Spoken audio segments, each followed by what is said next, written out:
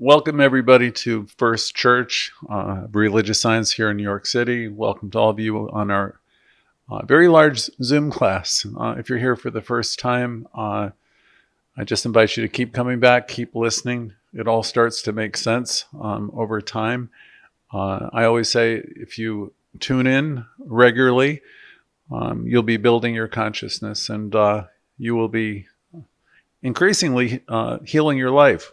So this particular class, every Thursday gathering, is around topics of discussion that were in the book You Can Heal Your Life by Louise Hay. And Louise was a student here in New York City at First Church. This is First Church. This is where she got her education. This is where she took her Science of Mind classes. This is where she first became a practitioner. And much of what are in all of her books started right here with this church in New York City. This particular class I've been presenting now every week for over 30 years. And the basis of it's always been the same. It's about the law, and it's about the use of the law. And Louise Hay said it's all very simple, and it is. I'm oftentimes now saying she never said that it was very easy, but she did say it's simple. So we'll put a picture of her up in the book, in the program. The book, by the way, has now been translated into 28 languages. Last I knew that there were 68 million copies of the book in circulation, and I'm told over 120 million people have read it. You know, I can't keep up on the current numbers because every generation is finding her material. So it's really difficult to even guess how many people now have found her book. But one thing that's certain is her book was a game changer for the New Thought movement because it became bigger in many ways than the movement itself, or certainly bigger than religious science. Louise Hay became a phenomena. She was a phenomena when I was a younger person, when the AIDS pandemic was hitting America. She was a pioneer in dealing with it, and I was around when many people were very sick, and there was no good medicine around. And Louise Hay embraced people with AIDS, and right from the beginning, and she talked about self-healing, and she said all healing is self-healing. And I could go into a whole hour on her work with people with AIDS, and I really don't have the time, and that's not the purpose of this particular class. But I remember when I was facilitating these groups well over 20, 25 years ago or longer, people were coming in to the groups from all walks of life, both men and women, people with AIDS and people who needed to heal relationships, who needed to heal family dynamics, who just, they knew that there was something within them that needed to be changed. And so it seems like everyone that came always resonated to her message. And if you listen to her audios today, they're quite beautiful to listen to. I remember going down hospital hallways when I was visiting people who were ill with different kinds of illness. And I would go into many hospital rooms and people were listening to the audios of What I Believe, which is still available on Apple and on Google Play. And I don't remember if it's 15, 20 minutes or longer, but you'll hear Louise guiding people through the very things we're talking about this evening. And when she would say it's all very simple, what we give out comes back to us. And every thought we think is creating our experiences in life. So what you may or may not know is Louise was presenting the Science of Mind teaching to people in a very, very simple but powerful way. She was so powerful in her presentation that she, wherever she went, she became a bit of a sensation, and she was asked to speak all over the country in large audiences and auditoriums, and eventually talk show hosts that were around at the time, some of whom are now gone, but Oprah is still around, and She spoke on Oprah's program several times. The book, You Can Heal Your Life, hit the New York Times bestseller list, not once, but several times, and was stayed number one for over 13 weeks, which is quite a remarkable thing in and of itself. That book goes down as being one of the best-selling New Thought books of the past century. So we all owe a debt of gratitude to her in so many ways. The other thing is she started her own publishing company, which is quite remarkable. And what was really very wonderful about it is she was able to sponsor a lot of New Thought writers that might not have otherwise had a home for their books and their writings. So she had her start here. We're proud of that. She received her education from our first pastor, Raymond Charles Barker. I believe she was here when Stuart Grayson, Dr. Grayson was here. And she definitely influenced me. She's the reason I'm here myself, because I began presenting this material week by week, as I have every week throughout the years. And this material has touched, I'm sure in my life, the people I've touched, thousands. And if you look at the people who have presented this material, millions and millions and millions of people. So I'm glad you're here. Whatever got you here. We like to say you had a divine appointment, meaning could have been a friend of a friend, could have been a daughter or a son. In my case, someone handed me a cassette tape of Louise Hay that was meant for someone else. But I'm the one that heard it. And coincidentally, and there are no coincidences, at the end of the street, there was a church that had a marquee the following week after I listened to the cassette, which said, "You can heal your life." And for me, the rest is all history. I went, I listened, and some months later, I was asked to facilitate this group. And it wasn't my calling at the time, but everything that I ever heard that she ever spoke or wrote, I rung true. And I've seen the miracles that happen from the use and the practice of this teaching that we love.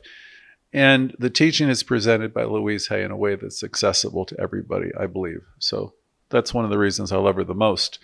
It's because there's nothing obscure. There's no highfalutin language. It's just all very simple, as she said. So let's begin with some points of her philosophy for tonight, and you can see what rings true for you, and then we'll have a chance at the end for us to share.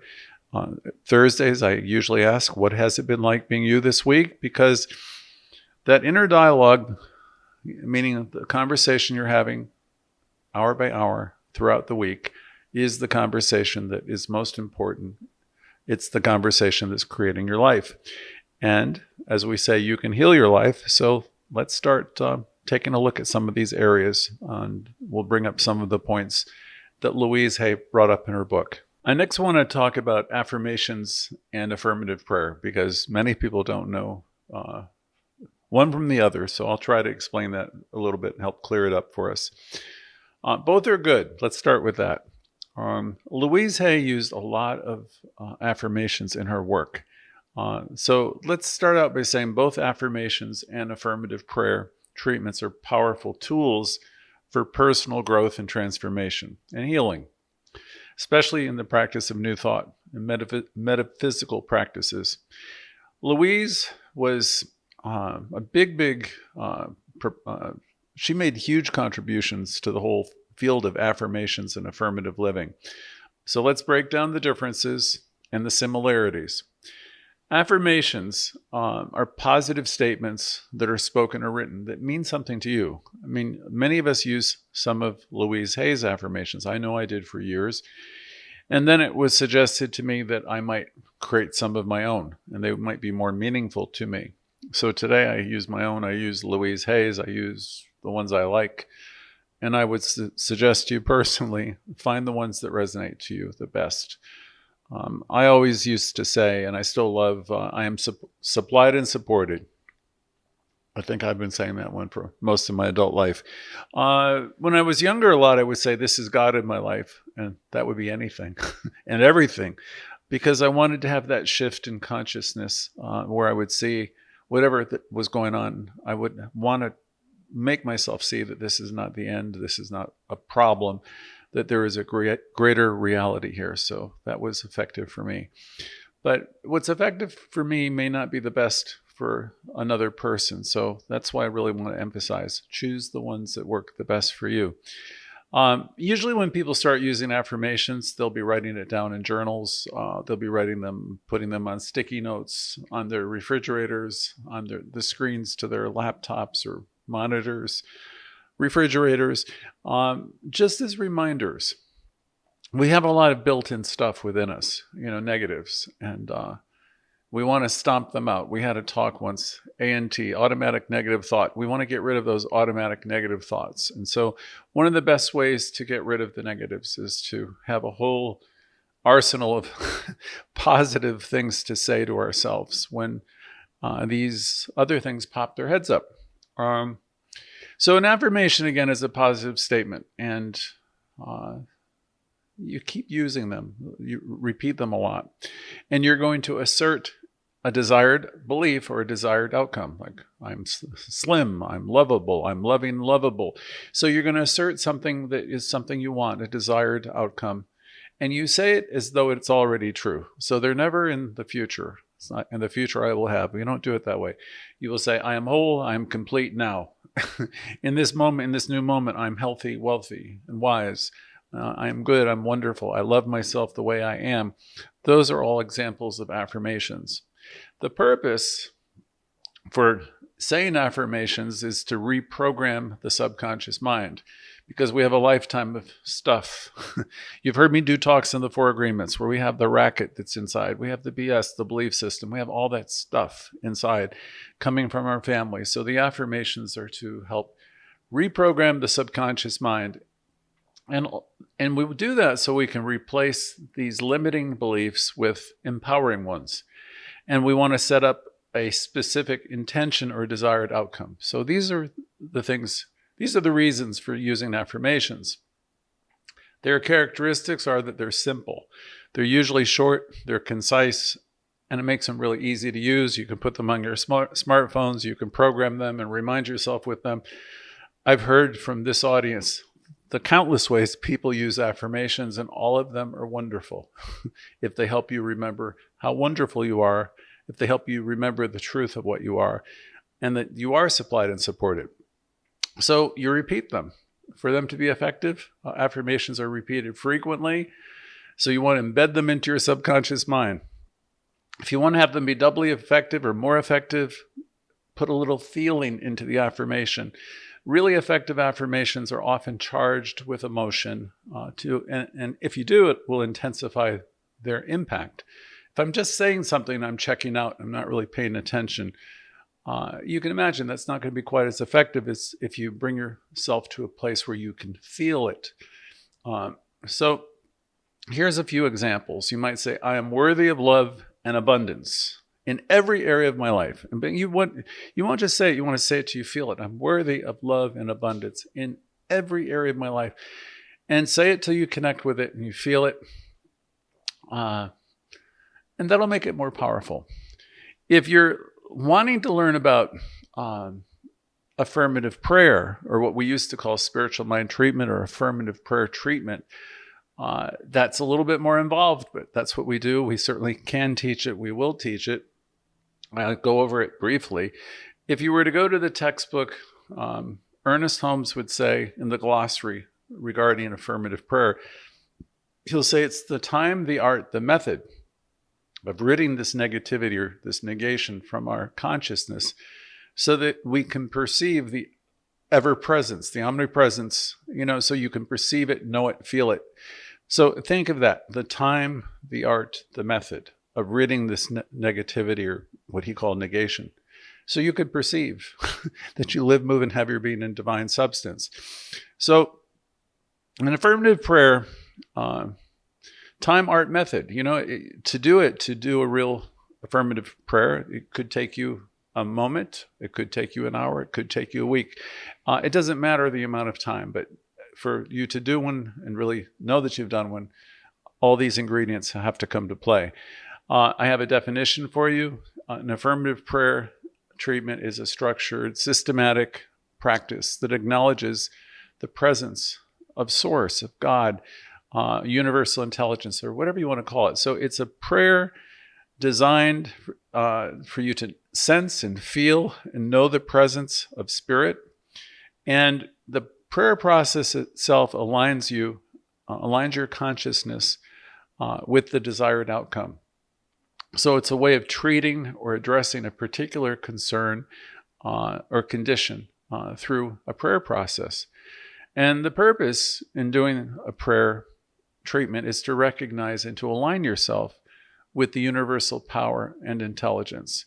So we teach you, we try to simplify it for you. You have the power within you, but we have to learn to align ourselves, because the attributes of this power, as best we know, are peace, power, love, joy, beauty, and wisdom. So for your prayers to have power,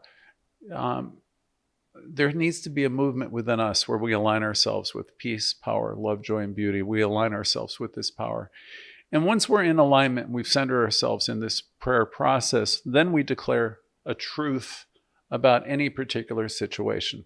If there were an illness, for example, we would proclaim and declare that we are whole and that we're healthy, and that there is a pattern of health operating in us right now, healing any and all conditions, restoring us to perfect harmony. So we declare the truth, which is about wholeness, health, harmony, prosperity, in response to any condition we're working with. And when we do this, we're going to be raising our vibration and our consciousness to match the desired outcome. So we have to lift ourselves up. We do our healing in consciousness. So I'm going to go through the steps very briefly. This would best be taught to you by taking an actual course, which I'm happy to do. The characteristics of an affirmative prayer, traditionally, there's 5 steps in the process. The first of which is very simple. It's a recognition where you sit, you breathe in, and you center yourself, and you acknowledge that there is power. There is one universal love, intelligence, and you let yourself feel that and know the truth of it. And after you do that for a moment or two, then you realize if there's a universal intelligence and love and energy, power, that it has to include you. So you're going to align yourself with that power. And you're going to understand that you are an expression of this power. And that's the second step, called unification. The third is where you're going to state a truth. It's called realization, where you state the desired outcome as it's already been accomplished. Like, I am whole, I'm healthy, I'm prosperous, I'm loving, I'm lovable, I'm wise, I'm good. So in the third step, you're going to state your desired outcome as though it's already true. You've already aligned yourself with the truth of God. You know that you are one with the one, and you're going to make your statement. The fourth step in the process is gratitude. You're going to express your gratitude or your thankfulness for the realization of the truth, that you are one with the one, and that you're whole and you're complete and you're healthy and you're wonderful and you're beautiful. And then you're going to get into the fifth step, which is simply, I release and let go of this affirmative statement, trusting that the outcome is manifesting in perfect timing in my life. And so it is. So that's a brief explanation, and it's my little way of differentiating the two processes. Affirmations are brief. An affirmative prayer treatment is a little bit more detailed, comprehensive. You spend more time with it usually.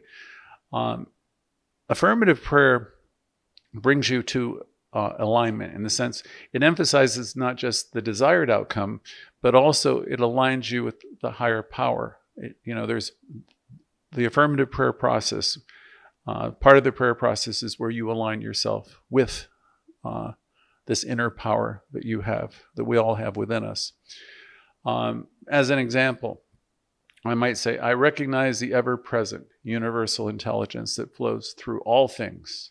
I know that I am an expression of this intelligence. That's step 2. In this knowing, I declare, step 3, that all my needs are met and I am surrounded by abundance. Step 4, I'm grateful for this truth. I release this prayer into the universe, trusting and knowing the perfect outcome. And so it is. So that's an example of an affirmative prayer. So I just want to summarize for this Louise Hay class. While both affirmations and affirmative prayer treatments, they both aim to shift consciousness and manifest a desired outcome, they do so in slightly different ways. Affirmations focus on the repetition of positive statements and hopefully bringing in some feeling, right? While affirmative prayer treatments involved a little bit of a structured approach that will emphasize you aligning yourself with this higher inner power or universal intelligence that we're all a part of. So for our Louise Hay gathering, it's important to understand that both tools can be used harmoniously. We don't say one is better than the other. I use both myself. Louise Hay herself was a proponent of affirmations. My goodness, as I say, on everything published. But she also understood the importance of aligning ourselves with higher power. And integrating both methods can offer a holistic approach to healing and to personal transformation. A little bit more on affirmations and affirmative prayer. Years ago, I was fortunate enough to take a class by Reverend Jane Claypool, who passed away a few years ago. And she was a stately, just brilliant woman that if you ever had a chance to be in one of her classes, you would be very appreciative for that contribution in your spiritual growth. And I remember Reverend Jane saying once upon a time, she said, spiritual mind treatment, affirmative prayer is the crown jewel of religious science. And I was sitting with her at an Asilomar conference, and we were listening to the story of two people, one of whom was a young woman who had, she was dealing with ovarian cancer, and she was dealing with cysts in her chest. And certainly she had a lot going on with her health. And I remember sitting with Reverend Jane and listening to this woman, how she had done miraculous things with health and healing, crediting changing her lifestyle and doing a lot of affirmative prayer. And we know, those of us who really are in this teaching for a long time, you read books like The Quantum Doctor, and you read all the many, many books. Some of you I know have been dealing with cancer, and you remember some of these authors. And I'll get into a class like that in the future. But this teaching shows you have the power to turn so much around in your life, the power to heal your bodies, your relationships. We don't work against our doctors. We work with our doctors. We understand that we have power within us to heal. And we also, if we misuse our power, we have what we do is we can create discomfort and dis-ease in our body. So paying attention to our thinking, our thoughts is important generally. But for someone who wants to heal their life, and that's the name of this class, You Can Heal Your Life, then you come to the conclusion that your words have power. And there's ways to become more powerful. Ernest Holmes said there's power for good, greater than you, in the universe, greater than you, and you can use it. And he was talking about the very same power that Louise Hay is talking about, or Jane Claypool was talking about. So this is the crown jewel. If you really get good at this and you really want to, if you want to take it to a different level, I would suggest taking the time to learn a little bit more about affirmative prayer treatment. There's absolutely nothing wrong with affirmations, though. You can take them to a very deep place. So I don't ever want it to be said that I'm preferring one over another, but I'm saying they're both amazing and they're great. And you can heal your life with them. Let's move in. Oh, let me see. Ernest Holmes said it's the time, the art, the method. So, in the affirmative prayer, it's not done until you've had that shift in consciousness. So an affirmation can be done as soon as you're done repeating it. But an affirmative prayer, you bring yourself to a place within yourself where you've had a shift in consciousness and you know that what you've said is so. So let's move in a little bit into some of the points that Louise Hay made in her book so we can summarize for this evening. She said, we are each responsible for our own lives. and every thought we think is creating our future. And if you're new in the call, just stay with us, because you'll start to get that after a while.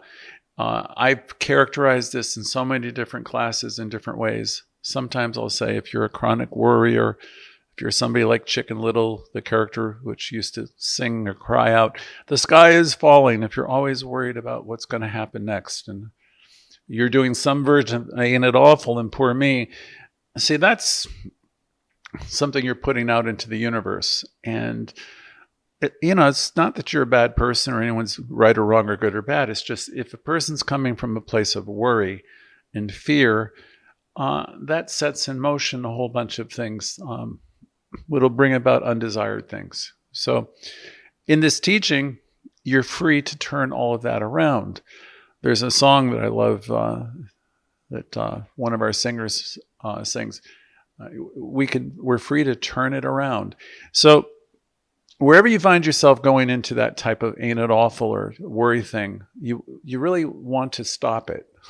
You want to become the guardian at the gate, and you simply find the way within yourself to stop it, or to slow it down. You don't have to use my affirmations. You don't have to even use our methods, but I'm simply saying, as one person to another, find the way to slow that down, because life says yes to you. What you are predominantly thinking, it responds to affirmatively. So with that in mind, we find ways to lift our thinking and our thoughts to the stars, as Emerson said. Hitch your wagon to the stars. So we're responsible for our thoughts, and we're responsible for our experiences, says Louise. Every thought we think is creating our future. Louise next emphasized the point of power is always in the present moment. So it doesn't matter if you're 80 or you're 18 or 28. It doesn't matter if your life is just starting or you're getting towards the end of your years. You can start again. Today could be a new day for any one of us. And you might have said, "Oh my goodness, I've messed up for so many years and I've made so many mistakes." And we all of us can relate to the things that have gone wrong. But the thing is, what are you doing now that's productive? What are you doing today with the health that you do have, or the wealth that you do have, or the energy you do have? The thing is, starting here, starting now, you can recognize in the first step of affirmative prayer that I am one with the one. And step two, no, you recognize step one. Step one is there is one power everywhere present. Step two, and I am one with that power. Step three, I declare that I am supplied and supported in every way. I'm prosperous. There's a pattern of health within me operating through me now. And those are the declarations you make, and then you're going to give thanks, knowing that they are true right now. You're going to, once again, release these perfect ideas into the universe, into the mind of God, knowing that they will bear fruit, that they are bearing fruit as you speak. So we, in every class, teach you that you have this power. You've always had it. We've misused it a lot. Again, Holmes would say we're using this law either constructively or destructively. So these classes are to help you use your power more constructively. The point of power, again, is where? It's here now. Don't dwell in yesterday. It almost doesn't matter. Whatever happened in the past has to be in the past. The past only serves us as lessons to what we've done and what we've grown through. The point of power is in the present moment. Be here now. Louise would then get into the idea that everybody's been through something and everybody is suffering in some way regarding things they've done in their life, experiences they've had, and wherever this shows up, find the way to release it. Release the need for it. Bring yourself back to the present. And in this new moment, this new glorious moment, tell yourself all is well.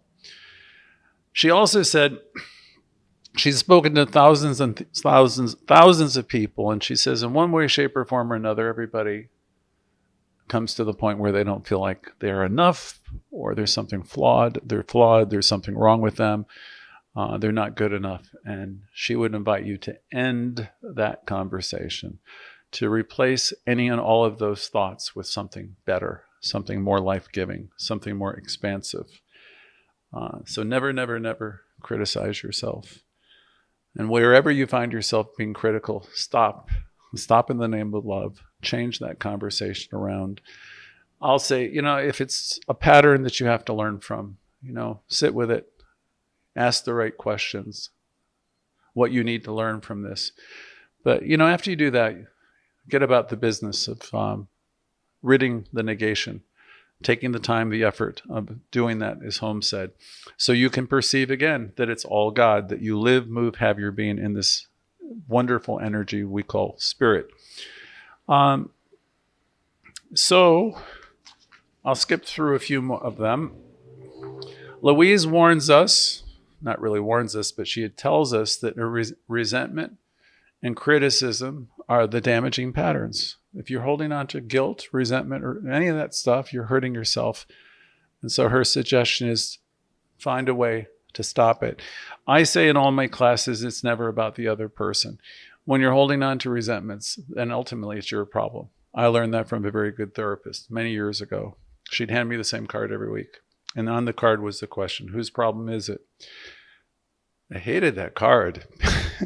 Because the tendency is we'll want to be talking about the other person. But ultimately, if it's bugging you or bugging me, it's our problem.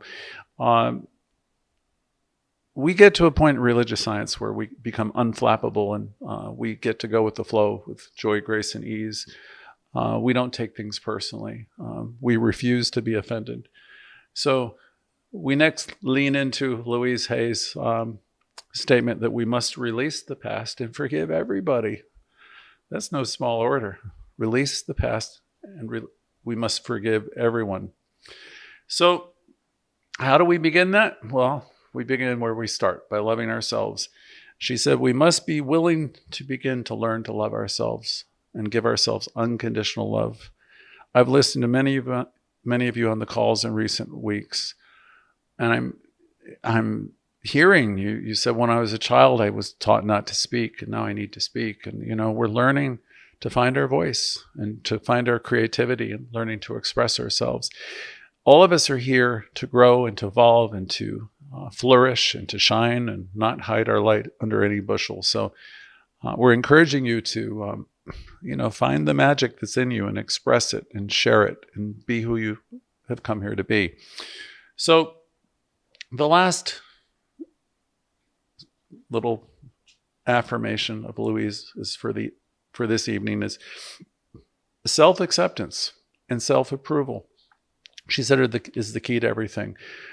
Self-acceptance and self-approval in the now is the key to all positive changes. So that's what I'll leave you with. We know the work is done where? It's within, it's in mind. And you have everything you need to do it. You come into this world as a spiritual being fully equipped. You went through a lot of things while you were learning, and so did I, and we're here to move past our past. And we're here to live a glorious and magnificent life. And so it is for this evening. I look forward to hearing from you at the other side of this call. I'd love to hear what it's been like being you. I know a lot of you have been having positive demonstrations because you're working with the teaching more and more, and I can hear it in your answers.